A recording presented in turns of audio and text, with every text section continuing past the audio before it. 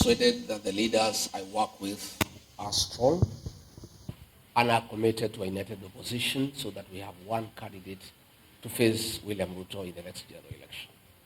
I have personally committed before the people of Kenya that if I'm not chosen to be the flag bearer, I will be more than willing to support whoever is agreed on. My colleagues, Honorable Stephen Kalonzo Musyoka, has committed himself that in case he's not the flag bearer, he'll support whoever is agreed upon. Dr. Fred Matiang'i has committed that if he's not the flag bearer, he'll support whoever has been agreed on. What I know, and I appeal to my colleagues, is to remain strong and to remain focused, because the people of Kenya expect us to stick together. William Ruto has rolled out a very elaborate plan to divide the opposition. And he is using every trick in the book, and he has applied massive resources to try to create problems within the opposition. Specifically, he has started with the mountain. He would want a situation where he divides the mountain, because the mountain vote, by sheer size, is very decisive in who becomes president and who doesn't become president. And since he is aware that the mountain has decided it will not support him, he would like to divide the mountain. We are aware of schemes to form political parties within the mountain to come and rival the DCP, which is the party of choice in the area. We are aware that he is trying to introduce a third force by, funding leaders who appear like they are opposed to him, but you start wondering where they are getting money all of a sudden to start dishing around in the country. These are things that are going on, but luckily for us, the people of Kenya are very intelligent and they see these things from far. People are very enlightened and they can see through William Ruto. And I want to assure leaders who are being used by William Ruto to divide the opposition, to divide the mountain.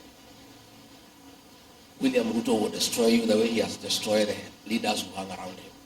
People can see through you. People can read your lips. People can listen to the language that you are speaking. If, for example, you hear a leader from the mountain saying that Rigathi is tribal, they don't like tribalism, that is the language of William Ruto.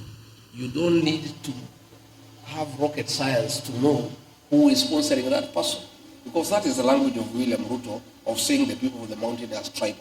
So if you hear a leader from the mountain all of a sudden talking about tribalism, oh, we don't know tribalism, that is the language of William Ruto. You can tell. And then you can see those leaders are having some bit of money and they did not have money before. That tells you clearly what is happening. So I want to tell those leaders, the people are very intelligent. And I want to remind our leaders of the situation in the year 2002. The people of Kenya had decided that they did not want anything to do with Daniel Arap Moi and his project. And people had made that decision as a people, and the leaders were following them. The Honorable Musalia Mudavadi was in the group that had rejected the project of President Daniel Arap Moi.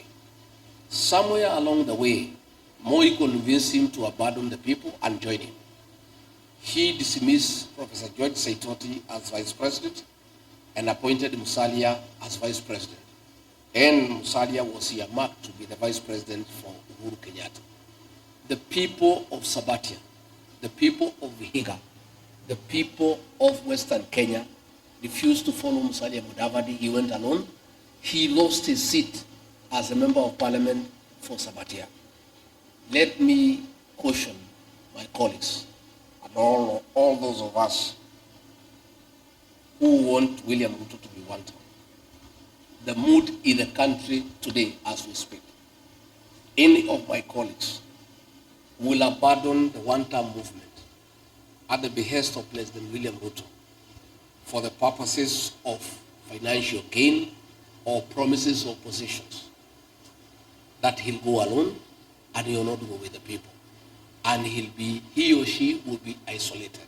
That is what I know. But I'm happy talking to my colleagues this morning because all of us are concerned about the machinations of William Ruto. All of them are steadfast and they have committed, they will stick to the course and they will not let the people of Kenya down.